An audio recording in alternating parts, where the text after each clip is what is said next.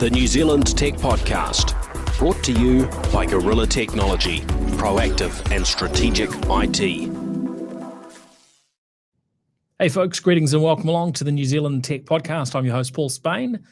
Back today, we have Ben Moore joining us. Good Hello. to see you, Ben. Thank you. Thanks for having me again.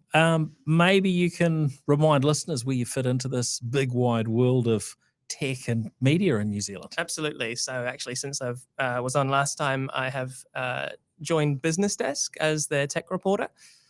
So that's kind of where I sit now, covering business and technology news as best as I can.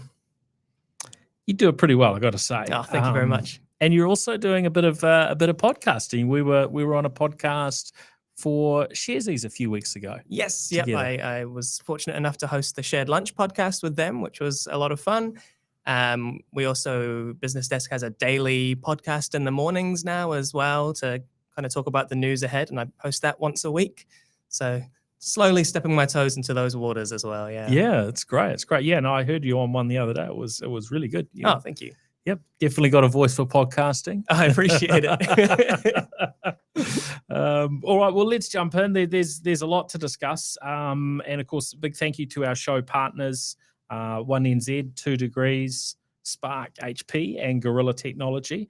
Commerce Commission, we've had some concerns over Connexa's plan to buy 2 Degrees network assets. Now we've seen what was Vodafone, now 1NZ, Spark, and 2 Degrees, all taking advantage of the value in their the physical assets with their towers around the country being incredibly valuable. Yeah. What do you make of the Commerce sort of Commission, pushing back on this particular scenario? Any thoughts on how it'll play out? Yeah, it is interesting, I think, because there's a lot of conversation over the last couple of years about the concept of duopolies in New Zealand. And of course, the telco space itself used to be a semi-monopoly and then a duopoly, and then we ended up with 2 Degrees, which did have a material impact. The question is whether or not that would be replicated in the ownership of passive tower assets.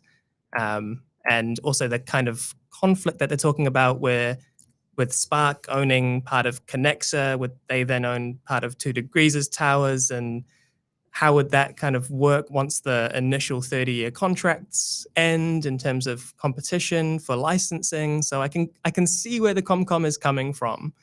But in saying that, it's a bit of uncharted territory in terms of infrastructure ownership that is then leased out and how ownership in that space works. So definitely an interesting space to look at in terms of legislation around competition in that space. Yeah. Because what's owned as far as the towers are concerned, or what's being sold, is the physical tower. Yeah. Any associated real estate asset, and that's pretty much it. Yep. So, it's not the equipment, the spectrum, or anything else. It's It's basically access to those towers will then have to be leased from those the companies that own those towers, even if the telcos themselves still own the rights to the spectrum and stuff like that. Yeah. So when you have 2 companies making decisions about how much it's going to cost to lease those spaces, is that materially different from 3 companies? And that's kind of the crux of the situation. Yeah, I can see both sides of this, and realistically, it's hard to see how it's actually going to play out over time, and that's a challenging position that the Commerce Commission are in. But that's what we expect them to do, to put on their futurist hats and to try and figure out where we might be 5, 10, 15, 20, 25, even 30 years down the track, which is easier said than done. But they've got to make their best call on it, and I guess we will follow with interest. Definitely. I mean, if you look at how far mobile connectivity has come in the last 15 to 30 years, where is it going to be in the next 15 to 30 years? Are those passive tower assets still going to be relevant when our cell towers are in space? And what does that mean? So definitely we'll be curious to see how this plays out. Also, in terms of, it kind of signals how the Comcom is thinking about competition in the market as well. Yeah. Now, Spark have shared some details on their plans over the next 3 years. You've written about this in BusinessDesk. Yep. What are the highlights from your perspective? There's a couple of really interesting things. The first one is that they want to spend quite a bit of money on expanding their data center presence in the country. So I think it was 250 to 300 million. 300 million. 250 to 300 million dollars in the next 3 years invested into expanding their data centers. And they've obviously got their big data center in Takanini. They've already decided they're going to expand that one because they're at capacity there. So yeah, it makes sense. And Spark wants to go all in on a hybrid cloud, and kind of being the provider of choice for hybrid cloud in the country, which is, if they can pull that off, it's going to be a powerful move as we move into the future, I think. Yeah, well, it does seem as though, those scenarios where hybrid cloud, a traditional infrastructure rather than just, throwing everything into the hyperscale cloud,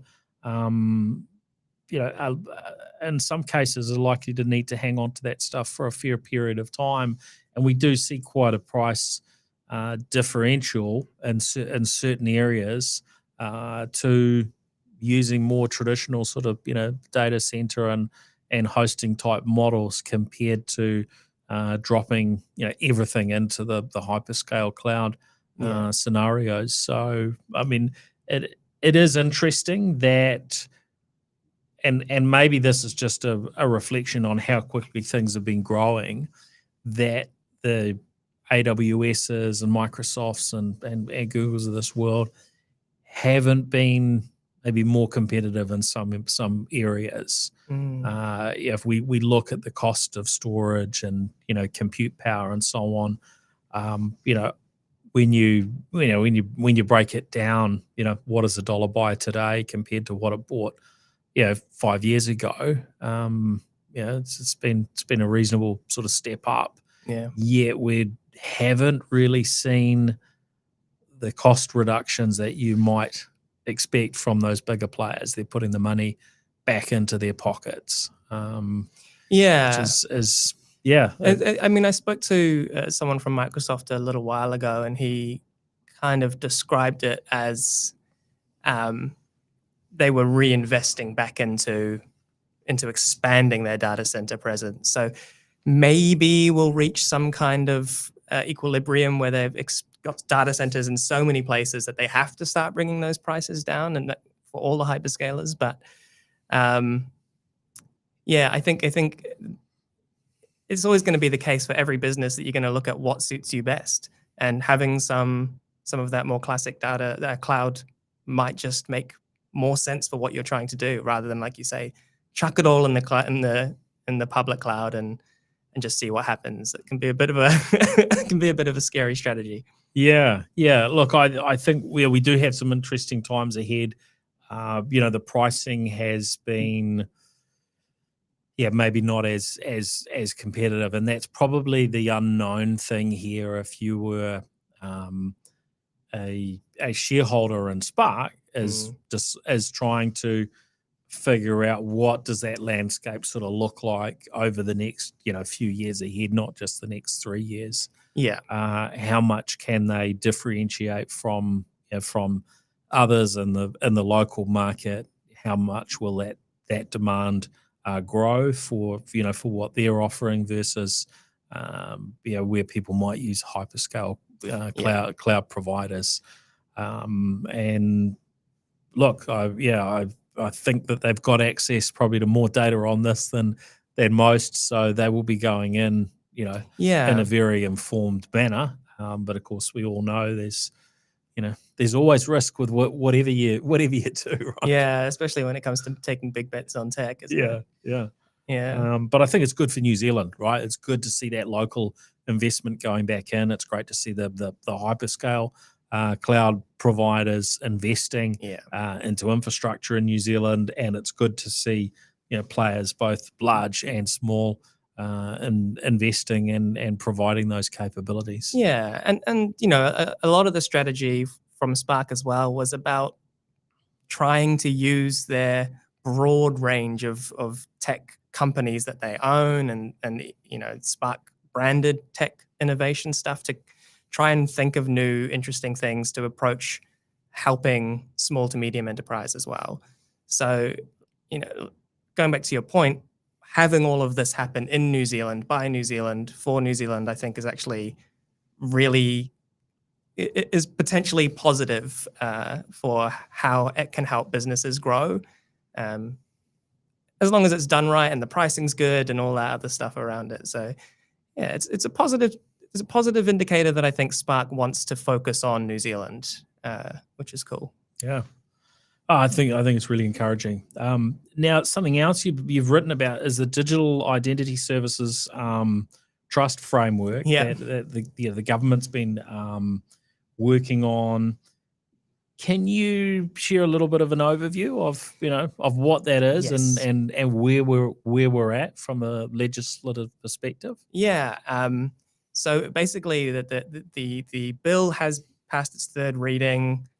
Unless it was given royal assent over the weekend or today, it's basically just waiting for that rubber stamp, and then it will become law. And what it does is it sets the rules and regulations around what it means to be a company or organization that operates in the digital identity space. So, for example, RealMe is an example of a digital identity where you have credentials about yourself stored in a digital identity wallet by eventually your choice of provider. They can authorize it. They can verify who you are, who you say you are, that your credentials are correct, and they can share that information with other companies who might want to, accelerate an application process or something like that. And so, what the framework means is now that it will be coming in July 2024 into action. And before then, it'll start to give the sense of what it's going to take to become accredited and actually be part of that digital identity ecosystem. So it'll be interesting to see how that starts to develop. We've already got companies that are doing it. Spark's got a subsidiary that is doing it. Another company I spoke to for my piece, Junction down in Wellington, are doing digital identity. So it's a new ecosystem for businesses to move into, and it's hopefully going to help to make things a lot easier and smoother for New Zealanders when they're doing things online. Yeah. Yeah, it's a fascinating area. I know with some of the things during COVID and COVID passports and things like that. There's definitely we've heard different things around the concerns of digital identity, as well as I think the benefits all seem reasonably obvious, making things smoother and easier. But there are complexities to these things, and there are concerns. So I'm quite hopeful that that's what's been put in place is going to work well and doesn't just get left, because these are the sorts of things that need to be iterated on over time, aren't they? Yeah. And we do, I think, struggle broadly as a society when it comes to things that have a technological element to them. Yeah. To iterate and to keep the legal frameworks that surround them and support them and hold necessary parties accountable. We struggle with that. Something gets set up and it might be set up sometimes years too late. And when it does get set up, it's out of date by the time it sort of comes into play, and then it doesn't get updated further. Yeah, there definitely is something to be said for maybe a portion of government who can be a little bit more proactive about tech and making sure that as we make huge advancements in how the technology that impacts our society kind of is developing, that they're paying attention and legislatively. Yep. Continuous improvement. Yes. We need some sort of that built in. Now, also just on a New Zealand front, there's been some coverage. This thing started in Australia, looking at cameras being used, particularly for within sort of government and government entities like the police, from the really the big TV or camera what do they call it? Closed circuit TV, CCTV manufacturers, Dahua and Hikvision, which are Chinese companies, and I guess sort of two aspects that were raised. One is both of those companies are partly state-owned by the Chinese Communist Party, and also the laws in China that, and probably this would apply even if there weren't laws, a level of Communist Party being able to demand certain information and need to be given it. Yes. It started in Australia with a lot of media coverage over there around the way cameras existed, and then we've been hearing similar things in New Zealand. It does seem as though there are quite naturally, because these are two sort of leading brands. There's some of these that are of course sort of scattered around New Zealand in varying locations. Have you given a lot of thought to this? I have a little bit in relation to, obviously there was the TikTok issue being banned from parliamentary phones. And one of the things that was being said by government is that as long as these cameras are not connected to an external network, then there is no threat, which makes sense if the network is all kept internally. But of course, networks are inherently connected now, and so it would have to be, you'd have to be quite firm on that. But also, like you said, China does have in place kind of these laws where it says, if I ask for this information, you have to give it to me. They're not the only country. The US also has those laws in place. The slight difference is in the US, if that happens, people talk about it. Everybody knows. Oh, the US government has, subpoenaed this company for this information, this data. Whereas in China, because the media is a bit more, has a lot more state influence over what is said and what isn't said, it does make you go, well, if they did decide to say, camera companies, please share this information with us, we wouldn't necessarily know whether that happened or not. Not to say it is happening, not to say it isn't happening, but if it did, how would we know? Is kind of my take on it. I would generally agree with that. I think there are some scenarios in the US where things can be done in secret. Yes, but of course the other thing we have in the US is people are a lot more comfortable being whistleblowers, and so if there are untoward things going on, then there's a reasonable chance that we're going to hear about that.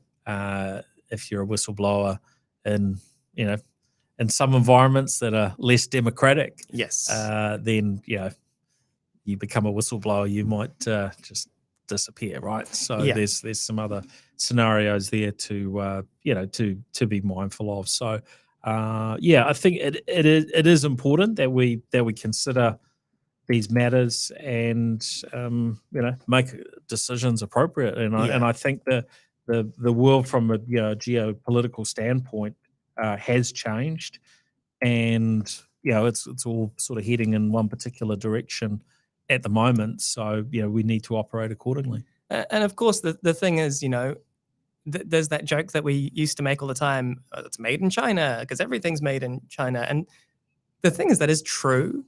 And so if we start trying to put blanket bans on everything that is made in China, that just doesn't really make sense, because they're still a manufacturing capital of the world, and we still rely on them quite heavily. So it's just about, like you say, being thoughtful about that relationship with the country and with the goods that we import from that country as well.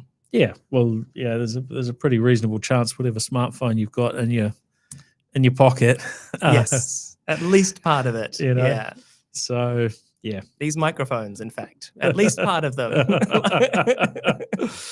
All right, now onto AI. There's just been so much going on in the AI world. It's very pretty constant discussions on that topic. But a few things that have come up recently.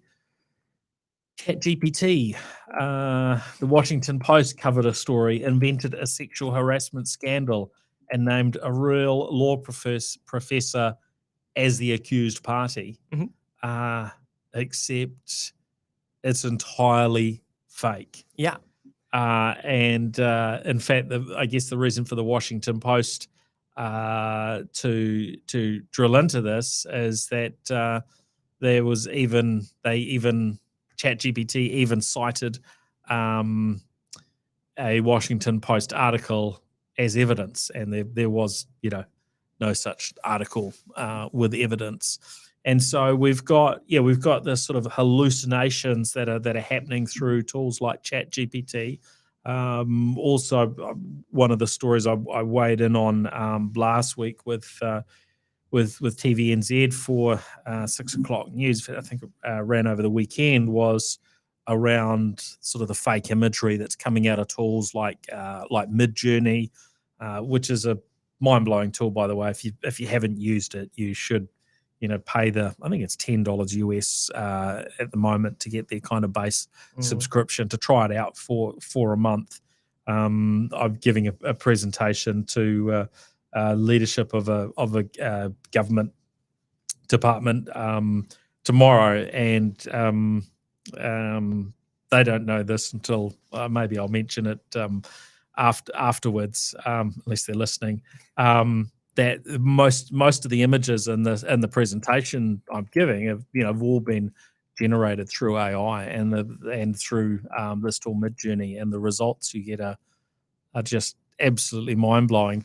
But the news story was around the imagery of Trump getting arrested and fighting this arrest, and those images kind of did the rounds very quickly. There were some others I hadn't seen. The Meghan Markle and the whatever Princess of Wales having a big hug, indicating they were getting on well, which apparently didn't happen, and so a few other images that are sort of have got out there, and in some cases it's being made clear exactly what they are.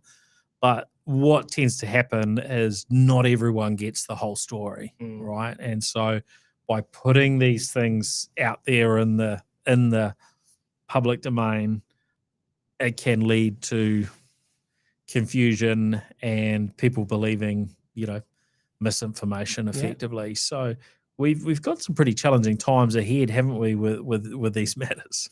Yeah, it's going to be really interesting to see how it starts to shake out in terms of where the responsibility starts to land. Because I actually asked ChatGPT, what do you think? I'm going to talk about you and your I'm going to talk about ChatGPT and misinformation. And it came down pretty firmly saying it's the user's responsibility. And I said, well, if a tool is going to cause harm, it's not just the user's responsibility. If you think about guns can only be sold to certain people, cars have to have certain safety things. And it said, well, yes, there is some responsibility for the for the creator, but still the user has to take responsibility, which I mean is fair. And people forget that misinformation is not new. If you look at the Victorian newspapers in the Victorian era newspapers in the US and the UK, and they just made up facts out of whole cloth, just because they thought it would sell more newspapers, and or they didn't have the facts, so they just guessed. And there is some truth to the fact that we actually need to be talking with each other and our kids in the schools and intergenerationally, maybe to some people's parents as well, that you can't take everything, that you read or see on the internet as fact, because you're just going to, end up getting things really wrong and potentially harmfully wrong.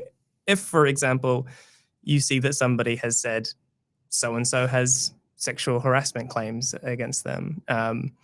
So it's just going to be more and more important that we keep developing those critical thinking skills amongst every person in the country. I think it's just so valuable these days.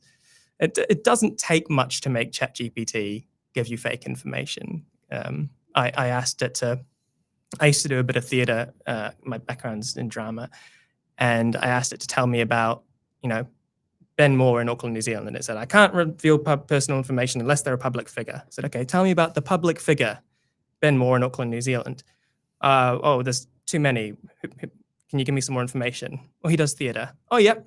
Ben Moore was in this play and this play with Auckland Theatre Company and Silo, and that was just not true at all. And I went and looked up the programs. There was no Ben Moore in any of these plays at all. It doesn't take much for you to get some fake information out of it.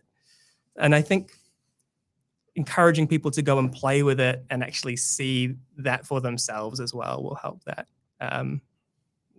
So yeah, critical thinking, explain that to people that it might not be true, and also make sure that you use these tools so you understand how they work. I think that's really important. That's important, isn't it? And what I've noticed when giving presentations and workshops on this technology is that people at all levels of an organization will have awareness of the technology, but there'll be people and have used the technology, but also there will be people at all levels and all sorts of roles across an organization who have not used the technology yet. And so, as I usually do on the New Zealand Tech Podcast, I'll be encouraging our listeners to get stuck in and to, find some things you can use the technology for. I've said it before about all manner of things. And if you're wise with your approach, then, you come out hopefully smarter and more informed and making, better decisions for doing so. Obviously, in some areas, you've got to be, you've got to be cautious. So, when I encourage people, hey, go and understand the blockchain and crypto and try it out, the encouragement isn't, put every dollar you've got into crypto. And the same, applies here is, you've got to test it out, work out what it's good at, what it's bad at, do that sort of deeper research to understand how do you get good output out of the tools. So, for instance, with ChatGPT, I found that you can, after it's given you some information, you can go straight back to it and say, is all this correct and verifiable? Are you 100% confident in its accuracy and the sources? And it often will come back and go, oh, actually, no, there's a few mistakes in something it's just produced moments before. So there are ways to get those better results. And so the critical thinking, using the technology to verify the technology can be part of the picture, but again, don't entirely rely on it. So I think some interesting times ahead. I mean, every chainsaw says, do not try to stop the blade with your hand, and yet people still lose fingers to chainsaws every year. So fingers crossed we can. And then the other piece that's I guess part of this sort of broader picture was what we heard from Samsung. They leaked some of their own secrets through ChatGPT. And, the thing to be aware of here is even where the terms of service might say that, what you put through a platform is confidential, you still have to go in with your eyes wide open. Now, with ChatGPT, that's not exactly what it says, unless you're, using their API and so on, then you've got a bit more control. But even with the paid ChatGPT, if I remember correctly, you are giving them at least some ability to review and look at what you've submitted. Yeah. And then of course we see scenarios like we had a few weeks ago whereby some users are able to see other users' data. So there needs to be wisdom around what you put into these tools, and you shouldn't just be going and dropping all your intellectual property and private information of your organization straight out there into ChatGPT, or any other random tool for that matter, right? It is really, I think what ChatGPT is doing is bringing to the fore that good data hygiene, good practice that everybody should have been doing for years. But social media has not that it's inherently bad, don't get me wrong, but social media has for a long time really encouraged people to put every piece of information about them that they can. And so this idea that maybe that's not a good idea is still pretty fresh. Yeah, we're still learning. I think that maybe we shouldn't be putting the diagram for circuit boards into a third-party website that are actually IP of Samsung, as some of the workers did. So yeah, I think it could potentially be a good thing in a way that it might encourage more dialogue around what is good data security, what does it mean to keep your personal and your company's privacy in mind when you interact with the internet. Yeah, on another topic, and we don't know that there was any AI involved here, Operation Cookie Monster. Yeah. I always love these names that they use for these sort of FBI projects or police things. I don't know who comes up with them, but they so often make me chuckle and just kind of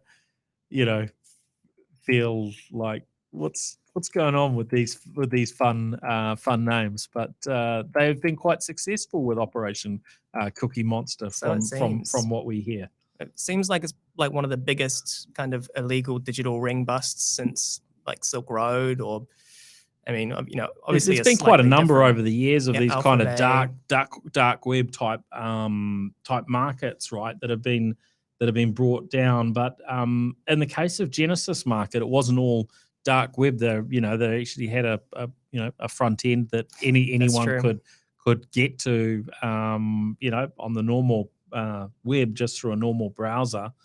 But yeah, a place you could go and get access to all sorts of credentials.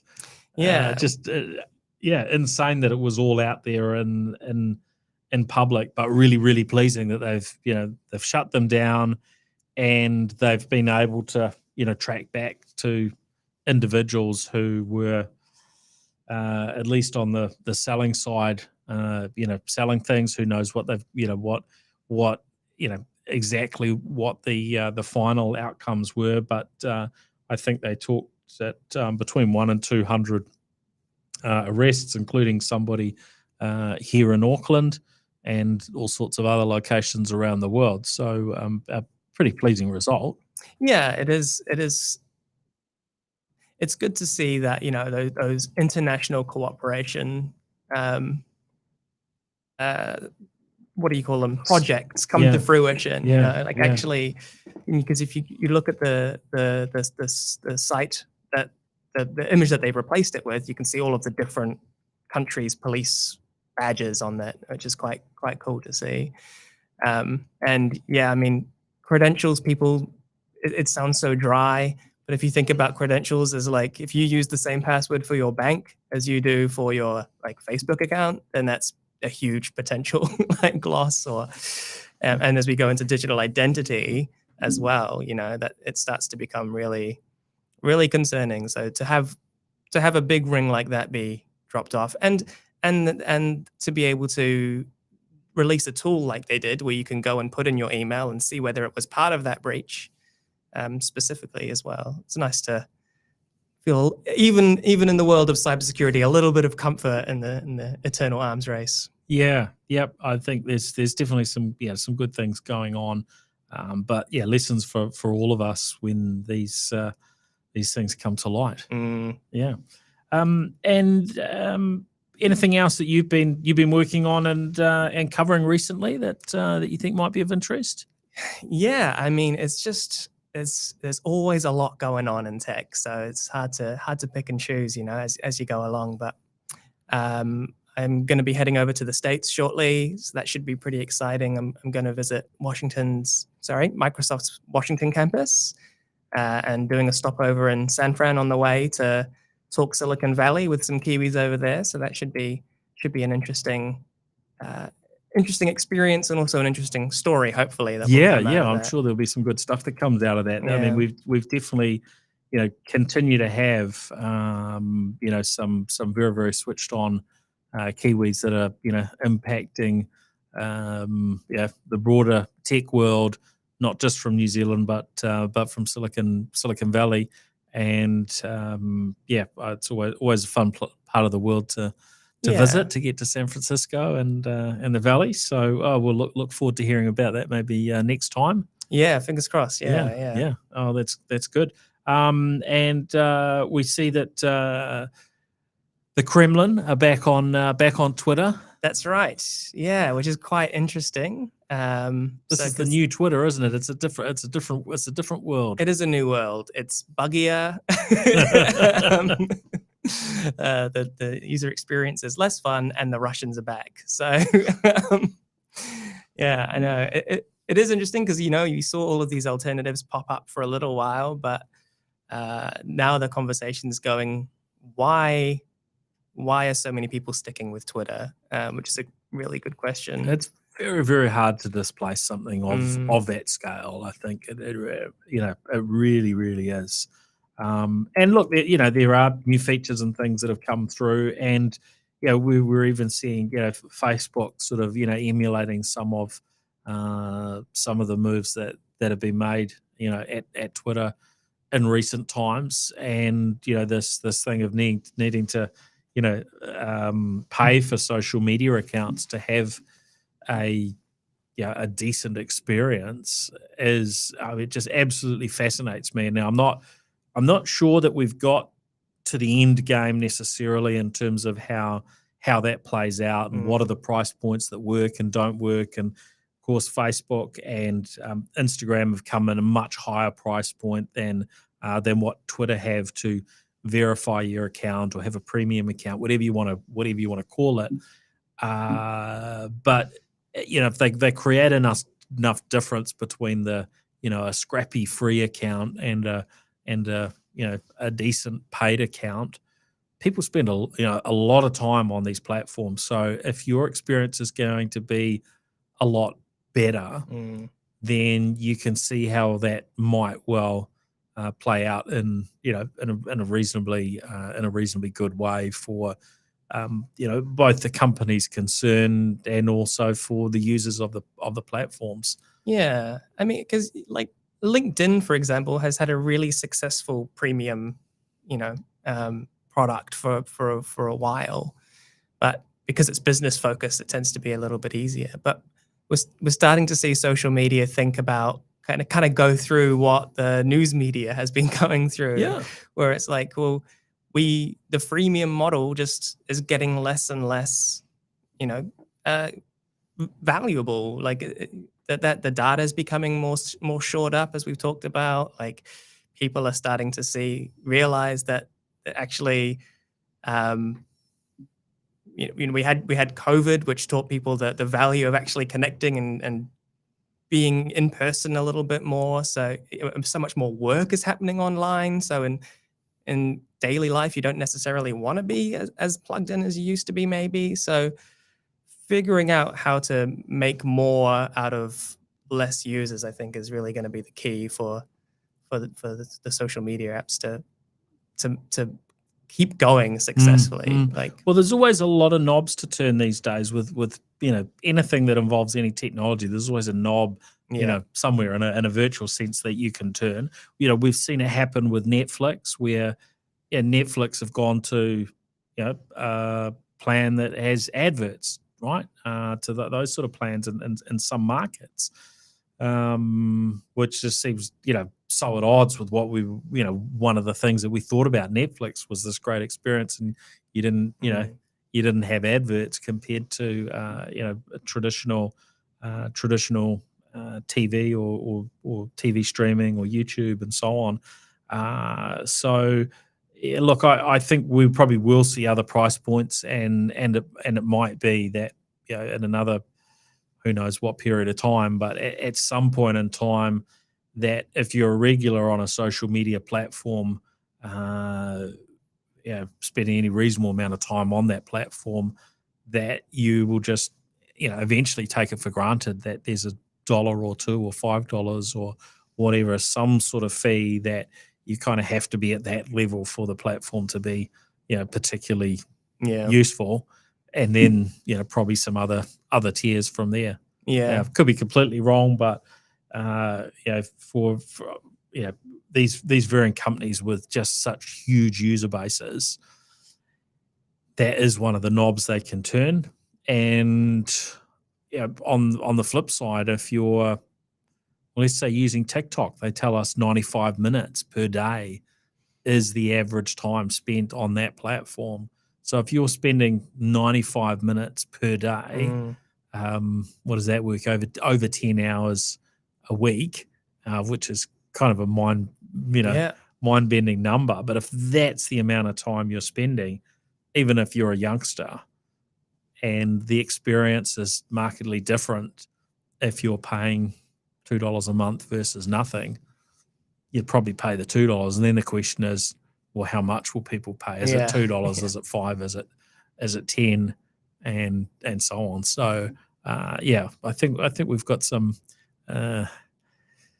challenges ahead. We're going to maybe be paying a lot more for certain areas of technology, and we've certainly seen it with streaming services putting their rates up as well. So lots of knob turning, and probably some AI in there to work out which direction those should be turned, up or down, being thrown off to the AI. So it might be one price today, another price tomorrow. It might, as long as we don't get surge pricing on Netflix. No, I think absolutely you will. No. We're already seeing it. It's just being, not quite surge pricing, but they're turning the knobs and adjusting to see what they can get away with, what's too high, what's too low, which is effectively what we see Uber doing. But I think these things will become more dynamic. We've talked about it before, where it's starting to come to, we're used to, you go and park in a parking building and the prices are the same all day long. Well, that was yesterday. Tomorrow it's like, well, it's going to depend what's going on. Is there a sports game across the road? Is there this or that happening? And if you really want to park, then it's not, in the old days it was, well, the inconvenience was arriving really, really early to get that park. Now the inconvenience becomes the cost, and the car parking building makes something off that scenario. So I think this will just become very much the norm, whether we kind of like it or not. And I think there are some positives of it. If you think of that parking scenario of, you want to park close to somewhere, you don't want a 3-hour walk, then trade-off of paying a little bit more in some situations is maybe not so bad. You're absolutely right. I'm happy to pay more for 4K, for example, because I don't know, I'm a nerd and I like really high definition things. But as long as there is still a good way of accessing things that people need to access, that's not going to price people out of the market completely, but dynamic. But if I have to pay more to watch Netflix at 7 p.m, I'm not going to be happy about it. If they start blocking out time for when most people are watching, then that's going to be a problem. I'm not sure they would do it based on the hours, because I think the infrastructure probably handles that reasonably well. But who knows? There could be a plan that lets you watch it after between midnight and 7 a.m. and that's a it's a super cheap plan. Or free weekend texting was a big thing, remember, for the telcos in the old days. So off-peak power, maybe that's the future. Peaks and off-peaks is the future. So 360p viewing or something like that. All right, well, been great to catch up. Lots that we've delved into, Ben, and of course, thank you to our show partners, Gorilla Technology, HP, Spark, 2 Degrees, and 1NZ. And of course, we'll be back again next week with another episode. Oh, before we finish, I should mention we had some gadgets to talk about. Now, Saatchi is what we settled on. Is a gadget brand, and I don't know why you pronounce it that way, but that's what Google tells me. Satechi. I would have thought Satechi, but anyway, Saatchi is what they tell us. Been trying out one of their gadgets that they send across, a GAN charger, GAN. I call it GAN. It could be pronounced another way as well. Which means that the charge is sort of smaller than what it would be with a traditional charging technology. Gallium nitride, I think it stands for. This one is 165 watt power output across 4 USB-C ports, and I've been, with I guess everything becoming USB-C over the last few years, and there's, I've still got some things around that. My cable's USB-A on one end and not USB-C, but the main things that I use now are USB-C. And when I'm traveling, I'll have a laptop to charge, maybe an iPad Pro, usually a couple of phones, and who knows what else. So this one is a 4-port charger.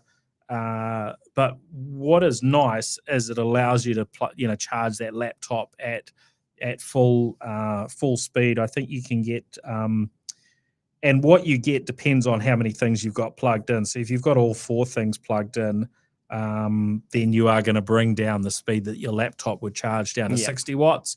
But if you've got up to 3 things plugged in, then you can have 100 watts output going to a laptop, which is going to cover most laptops, even pretty chunky high end ones. The typical laptop these days is going to charge on 65 watts is going to be, about right. It looks, the box is pretty chunky, but if it replaced the couple of big chargers I had to take with me and replace the laptop charger as well, all of that together, it kind of evens out. Yeah, I actually left it at home, so it's probably not as chunky as the as the picture. But I've been very much enjoying it. Cool. and having that, and have taken it on the road with me. So that's recommendation.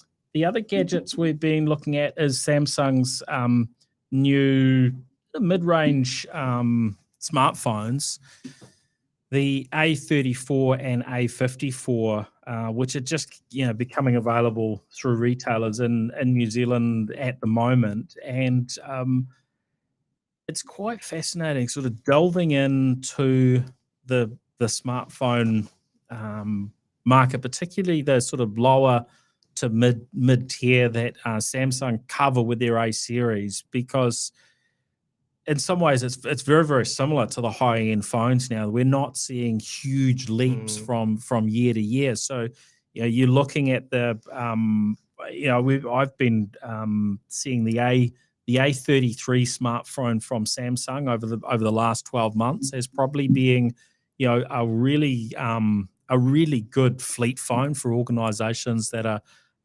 wanting to put Android in the hands of their people, in terms of price, in terms of, capability. So you've got, you've got a level of waterproof and so on. Pretty good feature set overall. 4 years worth of updates, and so this refresh, just I guess builds on last year's model. Not from the testing that we've done, not a huge kind of leap ahead from last year, but we're seeing the advantage of Android updates being consistent and committed to now when you buy these handsets, whereas it always used to be, you buy an Android handset, you maybe get one Android update or two. Now we're seeing 4 Android, 4 years worth of sort of coverage there with the updates, and I think maybe they're up to 5 years with security updates as well. So if you buy one of these devices and you buy them new, you've got a reasonable lifespan ahead. Yeah.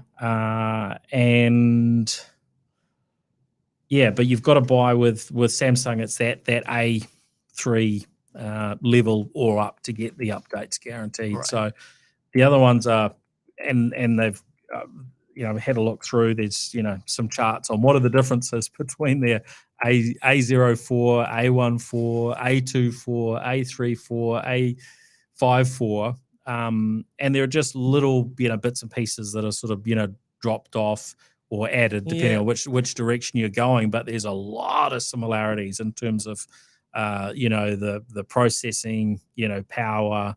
The battery, most of them, I think, they're typically 5,000 milliamp hour.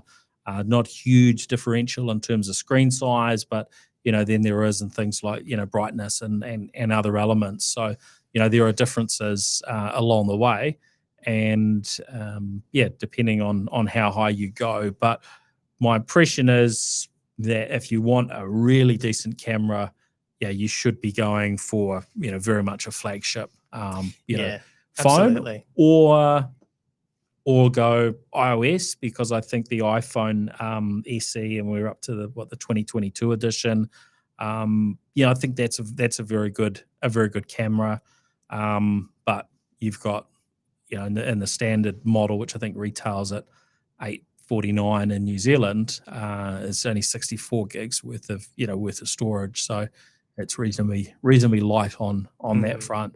But that becomes, I guess, your accessible, somewhat accessible price point for fleet phones on the iPhone side as well. I think you hit the nail on the head with the A30 and A50 range, where they're a fleet phone. Like, you wouldn't, if somebody was like, I really want a cell phone, can you recommend me something? In probably as your personal phone, not going to jump there. But if someone's like, I want to get a bunch of these, I want them all to be, to be able to put some controls around them and do what I got to do. I want it to be pretty similar across and this is, why wouldn't you go for something like this, or the SE, like you said?